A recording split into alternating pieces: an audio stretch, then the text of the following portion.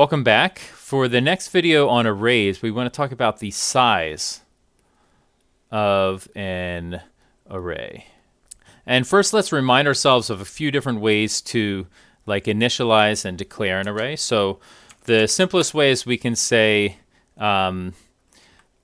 int x10, something like this. So this obviously gives an array of ints with size 10. We can also say int x10 equals 1, 2, 3.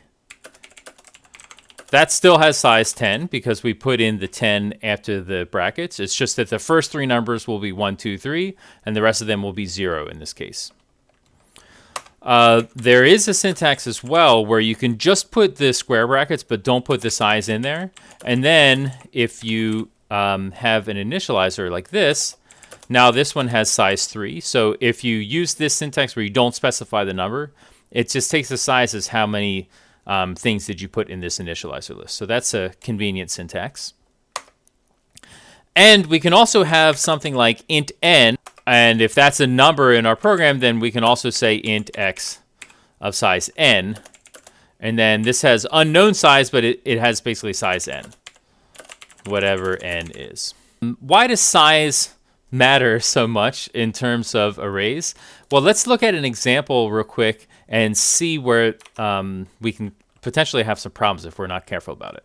So this is a very simple program called bounds1.c that makes an array of size 8, then asks the user for an index, and then it's going to show the user what is in the array at that index.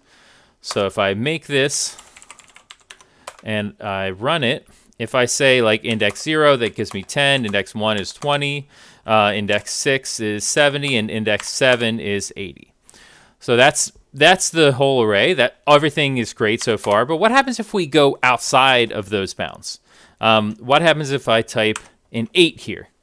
Now, 8 is the size of the array, but it's not a valid index. Because remember, the indices that are valid are from 0 up to the size -1. So this is off of the end of the array. And what do you think is going to happen? Nothing happens. And if I put 9, then still nothing happens. In fact, if I put 100, it's still not, my program still hasn't crashed. I happen to get a weird number this time, but it didn't crash my program. It's not showing up as any compiler error or anything. It's just is giving something kind of weird.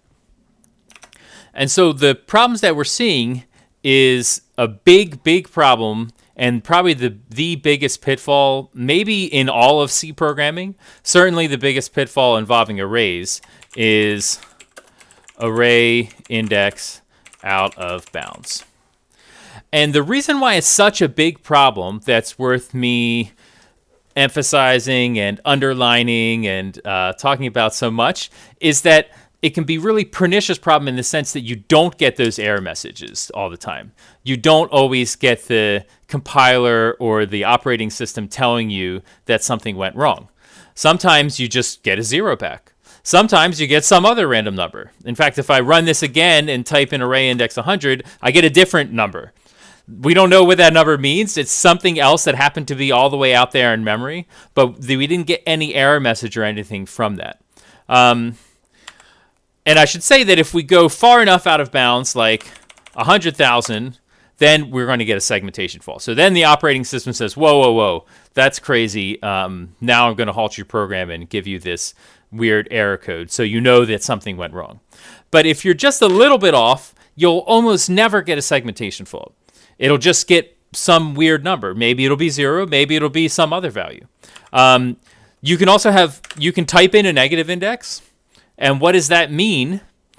Well, -10, again, that's some value that's back there, -100. Okay, that one happens to be 0. If I go far enough back, then I'll get a segmentation fault, but I have to go much farther back with negative indices than with positive indices. That's kind of interesting. But until I go really, really far out of bounds, I just get some other numbers. I don't get a segmentation fault. An interesting thing here is if I put -1 in this particular program, it always gives me -1. A little puzzle for you is to think about why, whenever I run this program, whenever I type in -1, it always tells me the value at that index is equal to -1. So I'll let you think about that while we look at what's happening in our program's memory layout. So you'll learn more about memory layout in future classes like your systems programming class, but here's a high level overview. Your computer has some RAM, some memory, and in fact it may have even more memory than the amount of RAM, but let's just say it has some RAM. And that's like you can think of that as a big long array of billions of bytes. So if you have like 16 gigabytes of RAM, that means you have 16 billion bytes of RAM. So out of all that RAM that your computer has, there's some chunk of it that the operating system, when you run your program, some chunk of it gets assigned for your program. And actually, your program gets a few chunks that are maybe not right next to each other, but for right now, let's just think about your program gets one chunk of the memory. And then within that chunk, it's up to kind of the compiler where to put different variables that you've declared. Because you know that every variable that you declare in your program has to go into RAM somewhere. And so in this particular example, maybe the array that we declared is like just this little part. So that's just, I guess it was size 8 of int, so that's like 32 bytes. 32 bytes for our array. And so this kind of explains a little bit of what's happening, is that if I have an index which falls in here, inside that range, then that's good. That's going to be valid. It's going to give me 10, 20, 30, 40, whatever that was in that actual array. If I have an index which is way off base, like way too high or way too small, then this is going to give me a segmentation fault. Again, why is that? It's because the operating system knows, hey, that's way out of bounds. You are not allowed to access that part of memory. I'm going to halt your program and give you a slap on the wrist. So that sucks, but it's actually kind of nice because you get to recognize, like, hey, there's an error in my program, and maybe try to track down where that is.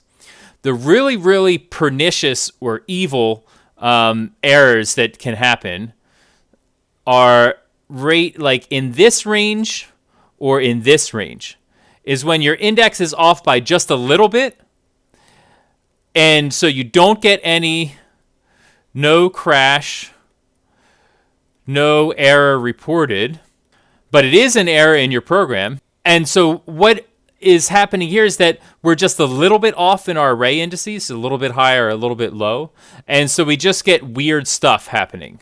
We might get different numbers every time we run the program. We saw some examples of that. A lot of times you'll just get zeros. And then finally, one of the craziest things that can happen is that you can actually overlap memory of something else. So in this particular program, we have the 32 bytes for array, but the way that the compiler decided to organize this, and I encourage you to try this like simple program like this on your own computer and see what happens. The way that the compiler decided to organize it is that right prior to the space for array, the compiler decided to put the 4 bytes for, do you know what variable?